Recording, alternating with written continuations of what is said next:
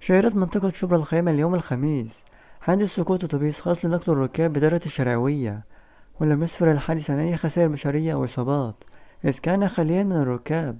وتمكن المواطنون من انتشال سائق الأتوبيس، ونجحت الحماية المدنية والإنقاذ الناري في انتشال الأتوبيس، وتحرر المحضر اللازم وتولت النيابة التحقيق، إذ أظهر الصور غرق الأتوبيس بشكل كامل في ترعة فيما عدا الجزء الأخير العلوي به. وتلقى اللواء عبد الفتاح القصاص مدير أمن القليوبية اختار من اللواء محمد السيد مدير إدارة البحث الجنائي في القليوبية يفيد بسقوط أتوبيس ركاب بطريقة الشراوية بشبرا الخيمة، ولم ترد أي اختراط بوجود وفيات أو إصابات.